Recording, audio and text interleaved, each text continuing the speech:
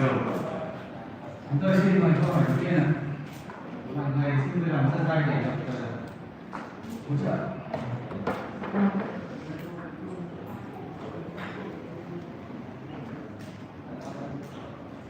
Would that be the first question, please? Please, with the first question,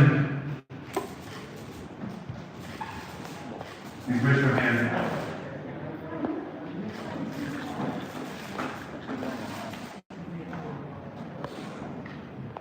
Xin mời chủ tịch cho bàn thứ hai của giữa.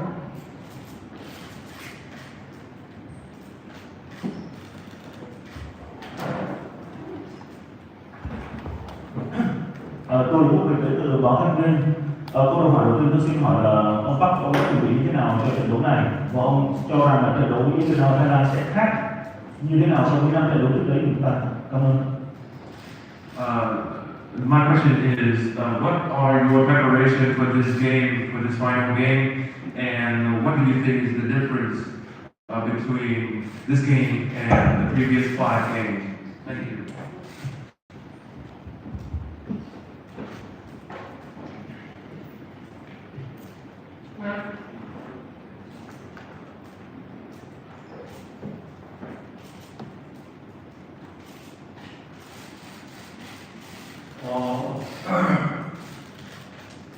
네, 대승진입니다.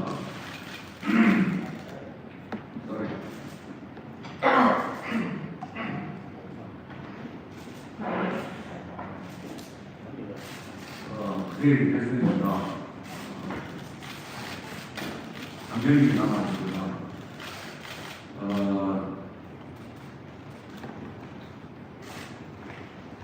지금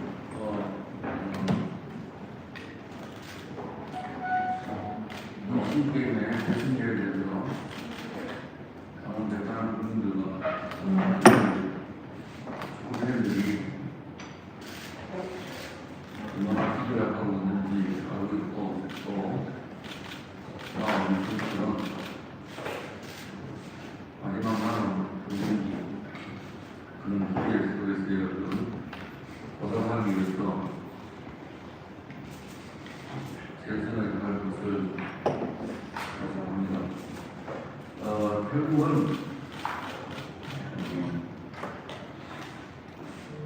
강력한 후보로 뽑히는 팀입니다.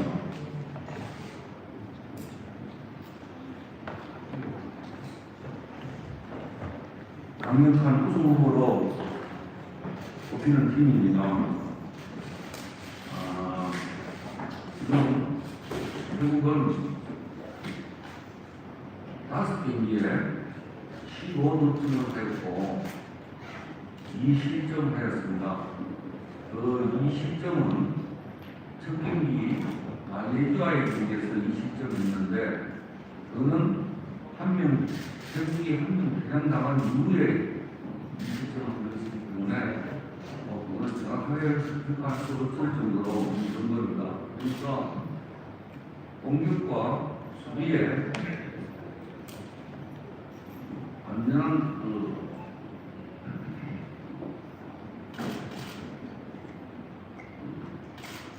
완벽한 팀이라고 할 수 있습니다. 기록상으로 보면은. 근데 팀마다 어떤 장점은 다 있는 것이고 특히 베트남은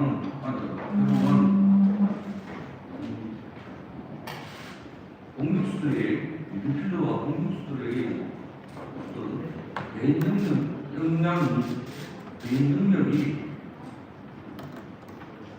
아주 뛰어나다고 생각하고 있습니다. 이런 부분을 어떻게 잘 조직적으로 커버해야 됩니다. 그런 생각하고 있고 축구라는 게 꼭 개인 능력으로 중요한 액티인 상경력도 경기 결과에 많은 변수를 작용하기 때문에 우리는 대전 이장에서 우리의 모습을 보여주고 있습니다.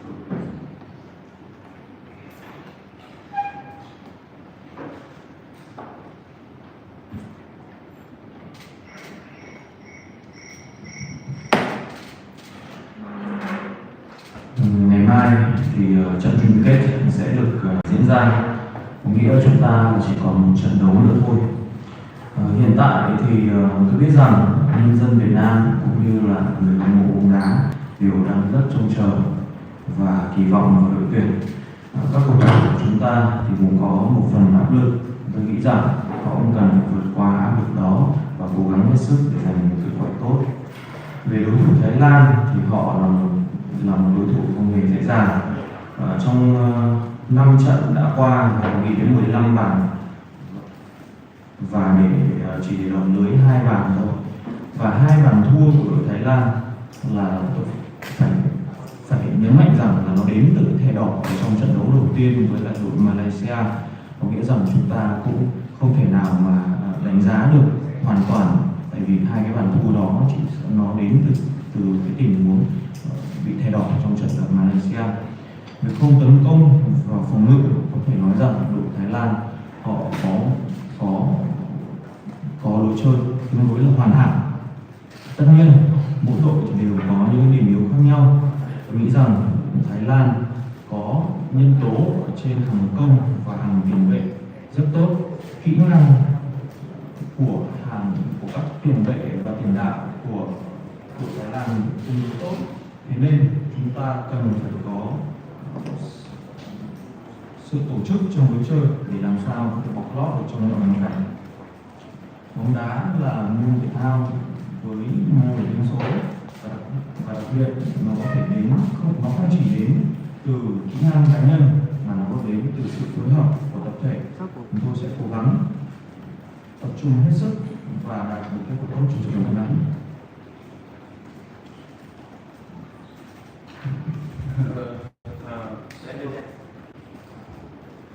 Tomorrow will be the final match and the last game. Actually, I know that many Vietnamese people and Vietnamese fans expect for tomorrow winning, and I think that this is give my players many big pressures. But I think they have to try their best to get over the pressures. Related to the Thailand team, it is really not easy to play with them. They score in the last 5 matches. They score 15 goals and lose 2 goals. But that 2 goals they lost in the first match with Malaysia because of the red card. So we cannot give the exactly assessment related to this lost goal. The Thailand team, they have good attacking and also well on the defense. Of course, each team they must have their weak point. So our team must find out the weak point, and we must have the good organization, and the players must support together. In football, we don't know what will happen in tomorrow games, but the most important thing is each player must have focus and try their best for tomorrow game. Tôi đề nghị cả thế giới giữa trận chung chung đề nghị các bên đội trưởng xin mời bài tiếp theo. Bài giữa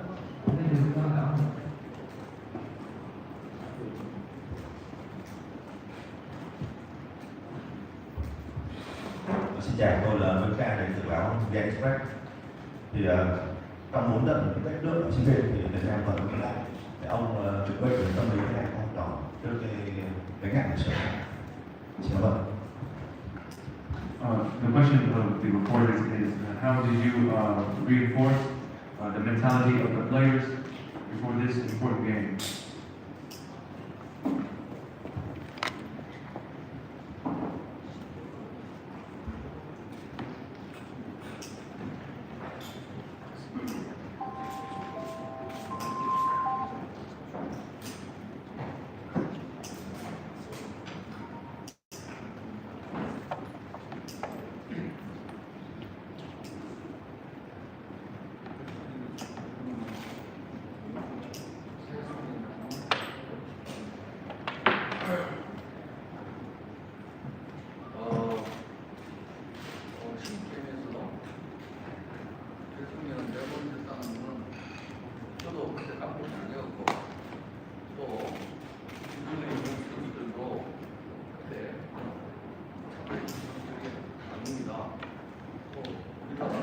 해서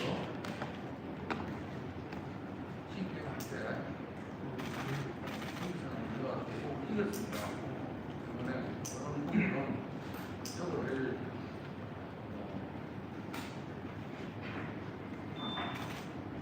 처음 듣는 단어고 또 결승전에는 부담감이 분명히 저와 선수는 있을 것이고 그래도 기복도 있을 것이고 그런 게 괜찮아요. 그 부담감은 저와 우리 선수들이 많이 공부를 해야 된다고 생각하고 극복해야 된다고 생각하기 때문에 그런 앞에 기록은 옛날 것입니다. 그 옛날 기억을 예산을 주지 못하고 생각하고 우리는 앞으로 발전되는 모습을 보여야지 옛날 깜짝한 기억을 기록가 뭐가 우리한테 도움이 되겠습니까?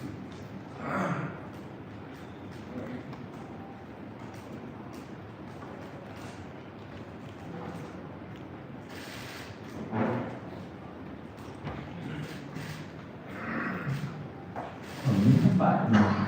của Việt Nam trước Thái Lan trong những kỳ SEA Games trước đây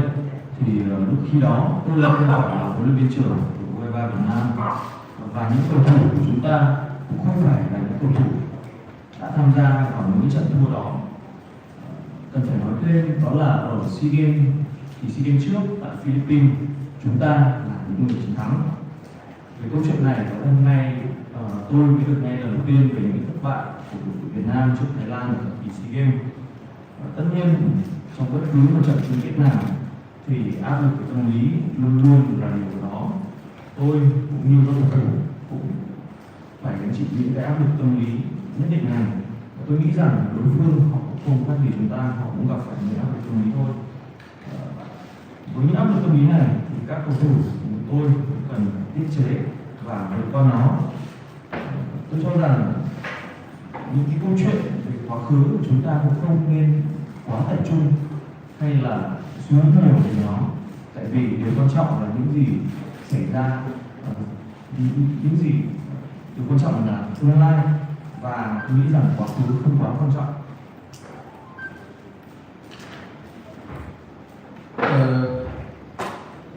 Related to the previous loss of Vietnam when we played with Thailand in the SEA Games final, I'm not the head coach at that moment, and also nowadays the players who will play tomorrow game also they didn't play on that last 4 match, so I don't have anything to say about that. And this is the first time I hear about this information. I think that when we play the final games, it's very big pressure for me and for my players. But not only our teams. I think the same things will come to the opponent. So the important thing is we must get over the pressure and we must make the reparation on the mentalities and everything. The past is the past and we must forward to the future. Xin mời câu hỏi tiếp theo. Chuyển tiếp sang là bên bạn chúng ta.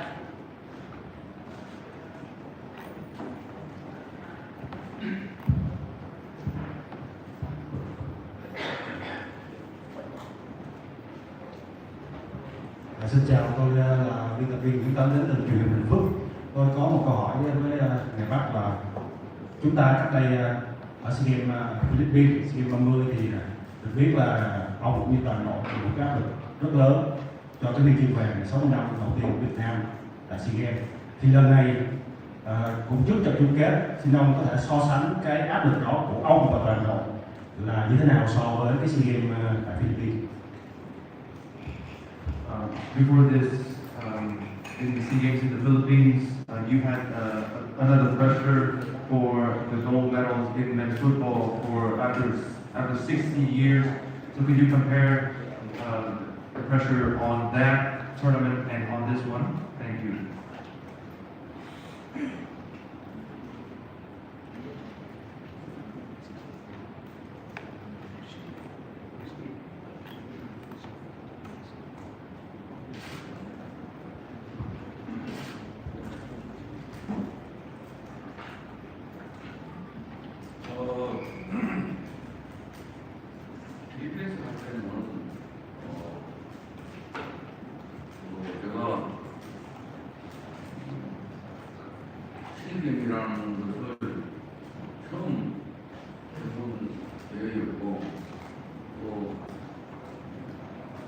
20년 만에 도전이라는 그런 목표의 설정이 대개는 승리를 압박과 부담감이 있었습니다. 다행히 우리 선수들이 잘해줘서 목표를 달성하였고 지금은 또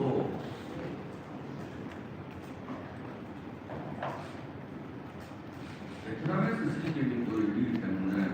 앞에 시기적으로 경험해본 여기에서 경험해본 것들은 도움이 되지만 또 베트남에서 홈에서 시기적인 열린다는 거에 대해서 부담감은 있고 또 앞으로 항상 그런 승리의 불안감에 느끼지만 신이나 신뢰나 감독으로서 부담감을 느끼지만 그 감독의 대한 이유이기 때문에 최선을 다하겠습니다.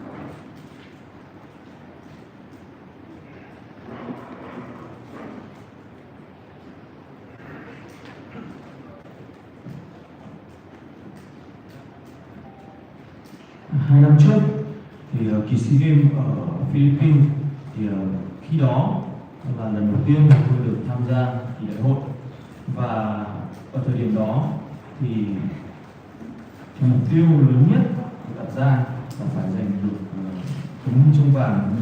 trong bóng đá nam sau 60 năm chờ đợi. Với cái mục tiêu đó thì rõ ràng khi ở Philippines tôi cũng đã có rất là nhiều áp lực của tâm lý. Rất may các cầu thủ đã chiến đấu rất tốt và chúng tôi đã đạt được cái mục tiêu đề ra. Năm nay thì SEA Games được tổ chức tại Việt Nam. Có thể nói rằng tổ chức ở Việt Nam chúng ta là những chủ nhà cũng có những lợi thế nhất định. Tuy nhiên thế thì nó cũng đi đôi với áp lực. Dưới tư cách là huấn luyện viên trưởng, tôi luôn cảm nhận được cái áp lực của chiến thắng. Nhưng dù sao đó cũng là trách nhiệm luôn của tôi khi ở vị thế của huấn luyện viên trưởng, đó là luôn phải hướng tới cái chiến thắng.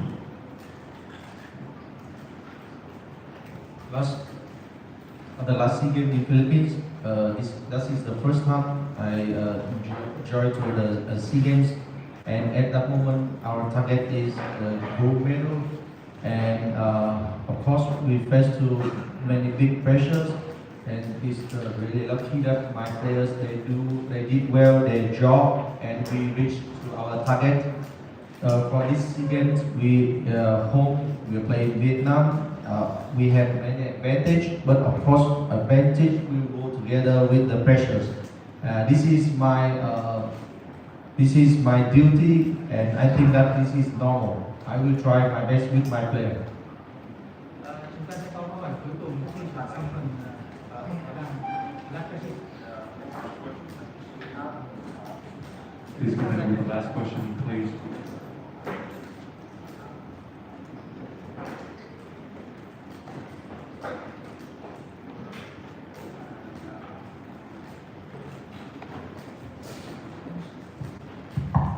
Tôi Tân Phước, báo pháp luật Thành phố Hồ Chí Minh, xin hỏi huấn luyện viên Park Hang-seo là khi ông dẫn dắt các đội tuyển Việt Nam thì ông cũng đã từng đánh bại họ, chẳng hạn như tại Kings Cup, rồi sau đó ở World Team lên làm huấn luyện viên trưởng thì ông ấy dẫn quân Thái Lan từng thắng Việt Nam 2-0 ở bán kết TRspodC. Thì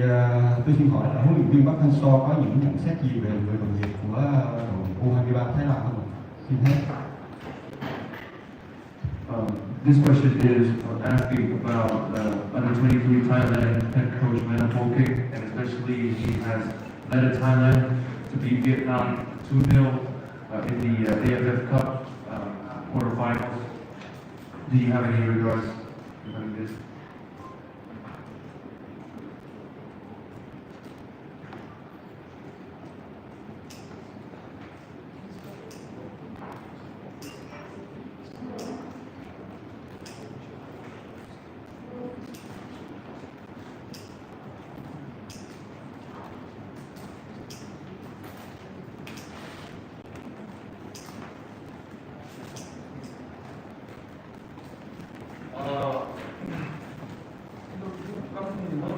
제가 알기로는 독일에 알겠습니다고 이게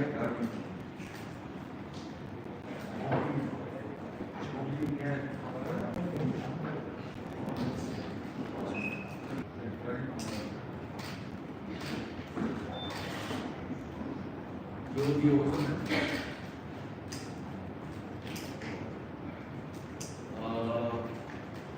그러면 태국에서 오랫동안 태국에서 미국 생활을 했고 또 베트남에 와서 주민들 사이에서 나눠 왔습니다. 그러니까 누구보다도 태국 선수의 스타일을 잘 표현하는 분이고 또 베트남에서 주민분한테 한국 생활을 했기 때문에 베트남 주민이라고 저도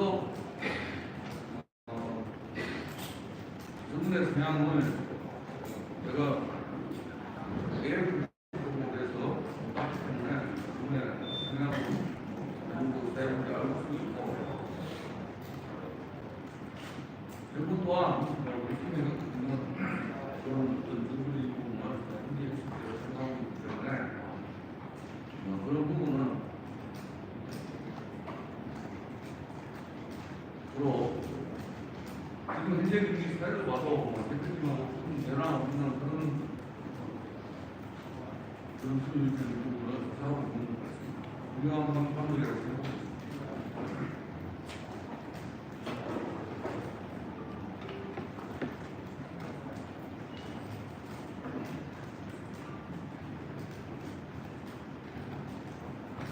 Theo như tôi được biết thì ông ấy là người Brazil, thì huấn luyện viên trưởng của Thái Lan cũng có rất là nhiều kinh nghiệm với các đội bóng ở giải chung Thái Lan. Ông ấy cũng từng có quãng thời gian dẫn dắt câu lạc bộ thành phố Hồ Chí Minh tại Việt Nam. Tôi nghĩ rằng hơn bất cứ ai hết, ông ấy là một người rất am hiểu về các cầu thủ Thái Lan, hiểu về điểm mạnh của các cầu thủ Thái Lan, và cũng có quãng thời gian ông ấy đã làm việc tại Việt Nam, nên tôi nghĩ rằng ông ấy cũng nắm được rất là nhiều về các cầu thủ của chúng ta. Ở giải AFF Suzuki Cup vừa rồi thì đội Việt Nam cũng đã gặp đội Thái Lan, và tôi dự đoán rằng lối chơi như là trận đấu sẽ có nhiều điểm tương đồng trong trận đấu ngày mai. Tôi nghĩ huấn luyện trưởng của đội Thái Lan cũng rất hiểu các cầu thủ Việt Nam, và ngược lại tôi cũng đã nắm được tương đối nhiều về đội Thái Lan. Ông ấy là một huấn luyện viên giỏi, tôi nghĩ vậy. As you know that the head coach of Thailand U23 national team is Brazilian.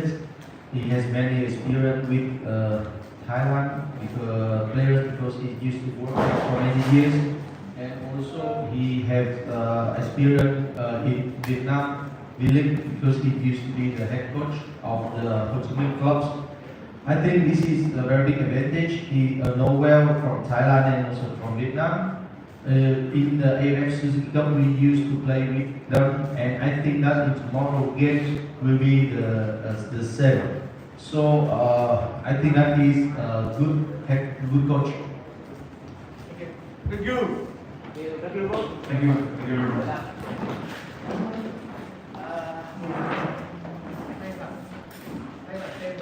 Các anh lấy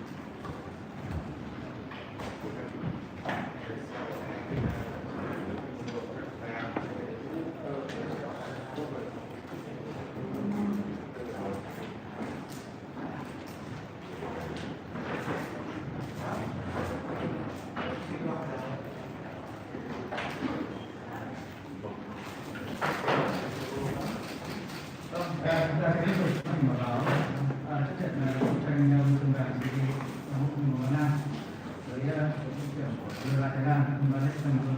14. We commence this press conference session with the U23 Thailand head coach, TRspod. Please come in with the first question.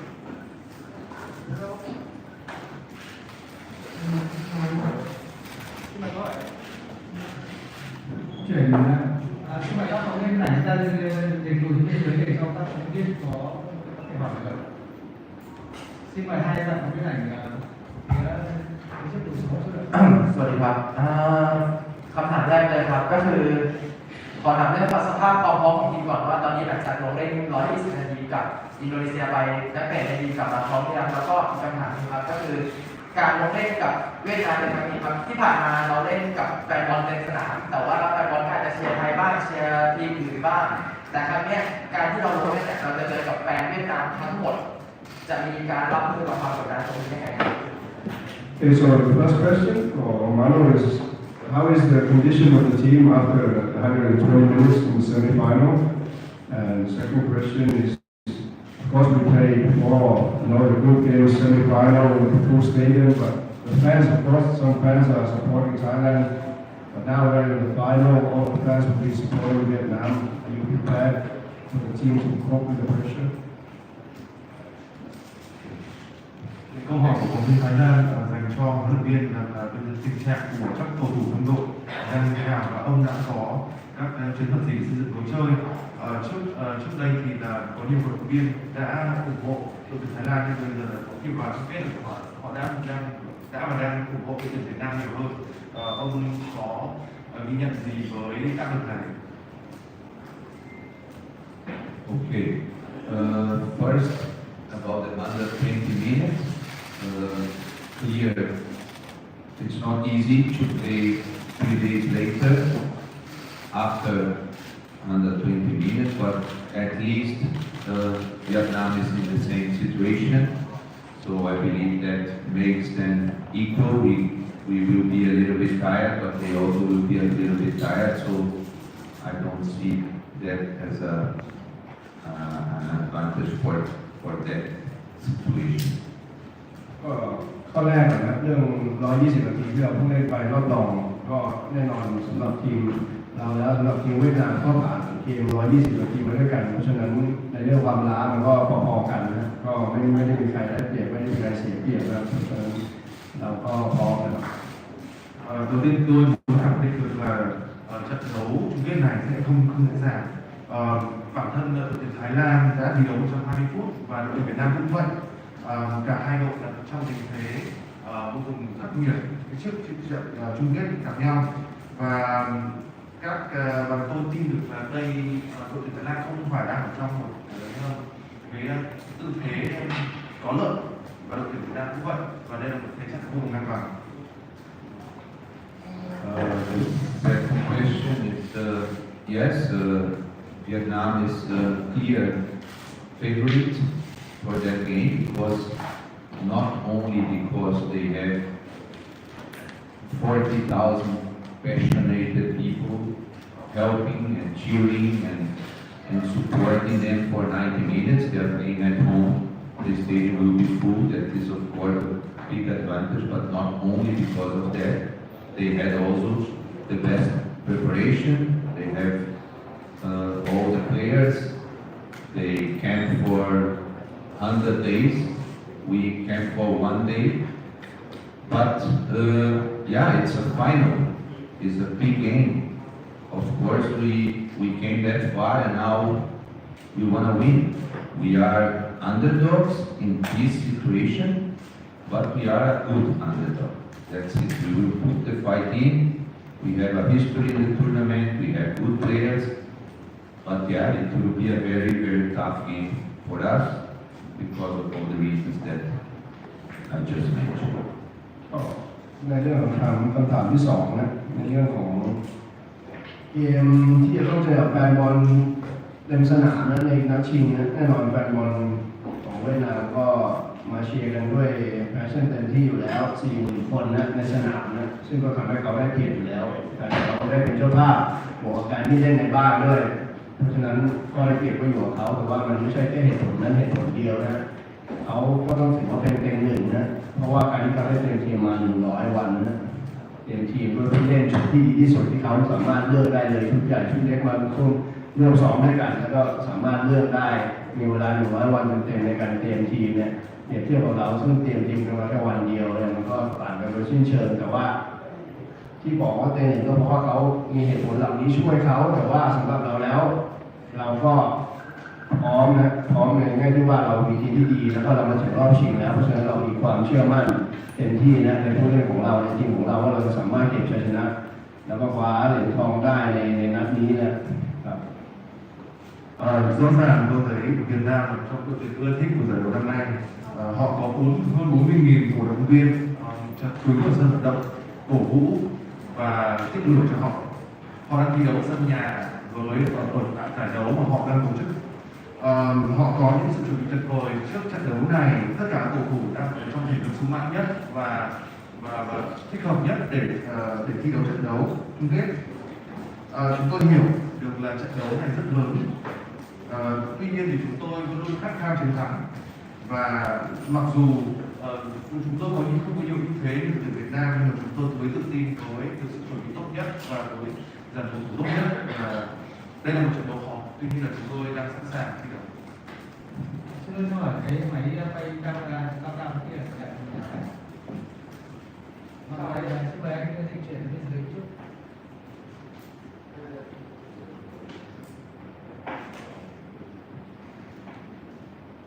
Xin mời hỏi tiếp theo. Please come back for the next question, please.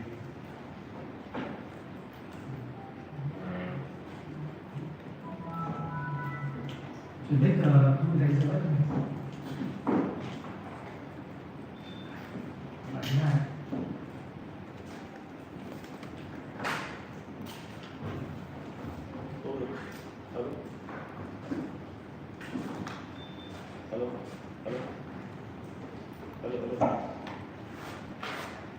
Alo, tôi là Quốc Việt đến từ báo Thanh Niên. Tôi xin hỏi ông là Thái Lan đang có một phong độ ghi bàn rất là tốt ở vòng bảng và đã hòa Indo ở bán kết, thì liệu ông có tự tin vào sức mạnh hàng công của ông trước Việt Nam tại chung kết này không? Xin cảm ơn.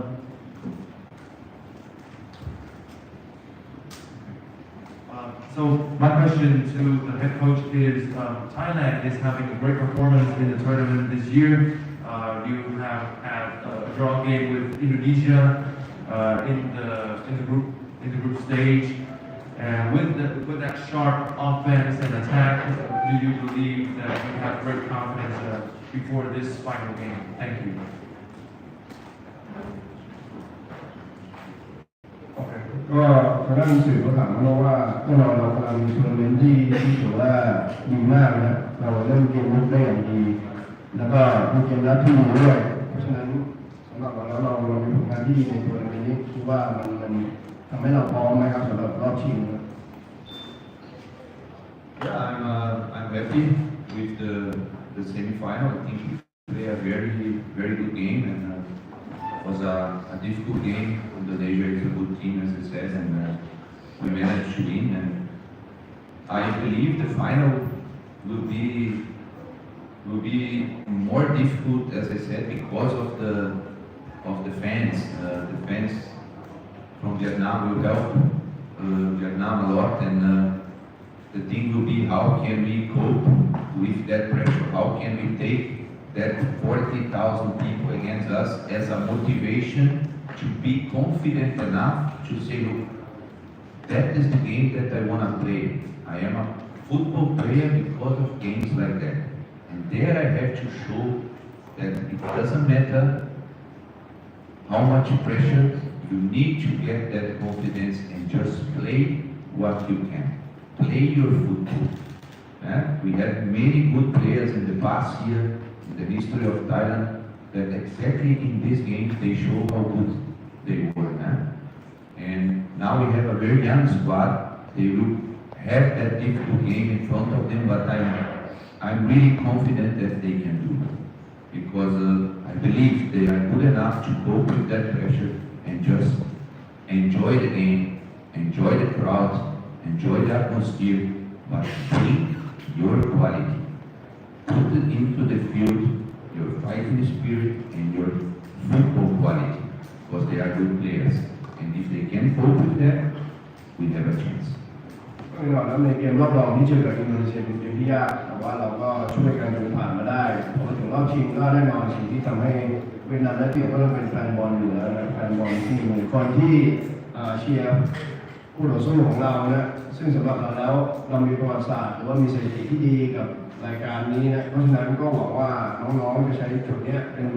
นแรงจูงใจเป็นแรงผลักดันต่อหน้าแฟนบอลที่เชียร์ตรงข้ามเราอยู่เนี่ยช่วยให้มีสติที่ดีแล้วมีจิตใจที่แข็งแกร่งนะที่จะเชื่อมั่นในฟุตบอลที่เราเล่นอยู่ที่ทำให้เราเล่นฟุตบอลที่ดีทำผลงานได้ดีจนถึงรอบชิงได้เนี่ยต้องมีสติที่ดีที่นิ่งแล้วก็แข็งแกร่งพอที่จะเล่นในรอบชิงให้ได้กับแฟนบอลทั้ง 40,000 คนนี้แล้วก็เราก็เชื่อมั่นในผู้เล่นของเราว่ามีคุณภาพพอมีจิตใจมีสติที่แข็งแกร่งพอนะเพื่อทำให้เราผ่านเกมนี้ไปได้ด้วยดีนะ Tôi rất mong chờ trận đấu này. Tất nhiên trước khi đó đấu với đội tuyển Indonesia là một đội tuyển mạnh. Tuy nhiên thì tôi mong chờ rất nhiều áp lực và rất nhiều khó khăn khi thi đấu với đội tuyển Việt Nam ở trận chung kết. Câu hỏi lớn đặt ra được là chúng ta có thể đối đầu được với sức ép gây ra bởi hơn 40.000 cổ động viên tại sân nhà của đội tuyển Việt Nam. Trong trường hợp như thế này thì tôi luôn tự nhủ là tôi luôn hướng đến những trận đấu với tầm cỡ như thế này và luôn mong được là thể hiện được chính mình, thể hiện được lối chơi bóng đá của mình, thể hiện sự tự tin của mình bất kể những khó khăn và áp lực. Và tôi mong là các cầu thủ của tôi khi tôi truyền đạt và họ cũng thể hiện được sự tự tin đó. Đội hình của Thái Lan là một đội hình mang đến giải đấu này là một đội hình trẻ và tôi mong là với sự nhiệt huyết đó của họ có thể đối đầu với những thử thách và những khó khăn. Tôi luôn nói họ rằng là hãy đối đầu với những sự áp lực và tận hưởng của không khí tại sân vận động với hơn 40.000 khán giả, tận hưởng lối chơi bóng đá của mình và đó là cách để họ có thể đối đầu được với các sức ép và thể hiện được chất lượng của lối chơi của họ. Do thời gian cho phép nên câu hỏi tiếp theo sẽ là câu hỏi cuối cùng. Chúng tôi sẽ dành sự ưu tiên cho huấn luyện viên Thái Lan. Due to limited time, the next question will be the final question and it will be reserved for a time and recorder.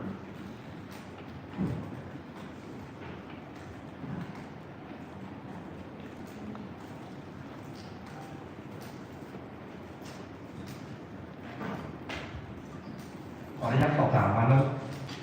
าโน่นะครับหลังจบเกมอินโดนีเซียมีนักฟุตบอลไทยโดนถล่มไอจีเรื่องโซเชียลเนี่ยก็ค่อนข้างเยอะแต่ว่ามาโน่มีมาตรการยังไงก่อนเกมนัดชิงครับแล้วตัวมาโน่กับโซเชียลได้ติดตามไหมครับ After the Indonesian games, we had a lot of our players under attack from some fans, Indonesian fans, in the social media that their account is blocked or many abusive comments. What did you do, or what did you tell the players to do after that? Sau trận đấu với Indo thì có nhiều cầu thủ của đội Thái Lan có va chạm và có tương tác với các fans của Indo thì ông đã dặn dò cầu thủ gì để đối phó với tình huống như thế này? Look, I believe that is unfortunately the dark side of the internet. People behind their keyboards, they can do whatever they want and it's very difficult to control. I believe the majority of the fans from Indonesia are very good fans and support their team all the way. You cannot control that. It was a tough game. It was very stressful last 5 minutes where again I don't think anyone has had a good behavior, not our players, but also not the Indo players. Some red cards, some yellow cards. Sometimes in the game like that, it's very difficult to control the emotions. But at the end of the game should be finished. You see the players from Indonesia, from Thailand, after 5 minutes the game finished, they are already giving the hand to each other, hugging each other. Nobody likes to lose, and I understand that is also the frustrating feeling that you have after you lose, and I hope that when will be our time to lose, that we will also try to behave better than that, because winning and losing belongs to the game. But we get, of course, a little bit angry or angrier than usual when we lose. But I don't want to say that this is the Indonesian behavior. I really believe that it's just some people that did that, but the majority of the people can come down after the game and analyze the game or analyze exactly what happened in that minute, and they will see that there is, in my opinion, no reason to insult anyone so badly that IG accounts or Facebook accounts need to be blocked. It's just my opinion. โอเคครับอยากให้เข้าใจเป็นเกมที่ตึงเครียดเป็นเกมที่สูสีแล้วเกมที่เต็มไปด้วยอารมณ์นะเพราะฉะนั้นสิ่งที่มันเกิดขึ้นในเกมระหว่างเกมมันก็เป็นเกมที่ดุเดือดซึ่งก็เข้าใจกันได้นะแต่ว่าแฟนบอลอินโดนีเซียส่วนใหญ่แล้วก็เป็นแฟนบอลที่มีแพชชั่นมีแฟนบอลที่ดีนะหรือว่าสิ่งที่มันเกิดขึ้นในโลกโซเชียลมันเป็นสิ่งที่เรียกว่าเป็นด้านมืดของอินเทอร์เน็ตซึ่งเราไม่สามารถควบคุมมันได้มันก็ต้องมีอยู่แล้วนะแฟนบอลที่เป็นเข้ามาแล้วก็เป็นพวกคีย์บอร์ดแค่พิมพ์คีย์บอร์ดพิมพ์ด่าคนนู้นด่าคนนี้เท่านั้นนะมันไม่เผยตัวเองนะซึ่งสิ่งพวกนี้มันมีทุกที่นะแล้วก็ควบคุมไม่ได้เพียงแต่ว่าเขาก็คิดว่ามันก็ควรจะต้องเข้าใจกันหน่อยนะเพราะว่าในสถานการณ์เกมแล้วมันก็ไม่มีใครที่อยากจะแพ้นะแต่ว่าอย่างที่บอกไปนะในโลกโซเชียลเราไม่สามารถควบคุมได้แล้วก็คิดว่ามันก็เกินไปนะเพราะว่าสุดท้ายแล้วถ้าดูนักบอลที่เล่นกันทั้งสองทีมพอต่อสู้กันในเกมแต่พอจบเกมก็จับมือกันนะแล้วก็ให้ความเขาเรียกว่าอะไรซัพพอร์ตกันนะหลังเกมนะที่มันต้องมีผู้แพ้แล้วก็ต้องมีผู้ชนะซึ่งแต่ว่าในโลกโซเชียลมันไม่ได้เป็นอย่างนั้นนะก็มันก็เป็นด้านมืดของอินเทอร์เน็ตไปแต่ว่าเราก็ทำอะไรไม่ได้มันเป็นสิ่งที่เหนือการควบคุม Tôi tin là đây giờ là điều không may và đây là mặt tối của internet. Tôi tin được là các cổ động viên Indo phần lớn họ đều rất ủng hộ và luôn luôn hỗ trợ đội tuyển của mình khi đấu quốc tế, và trận đấu đó là một trận đấu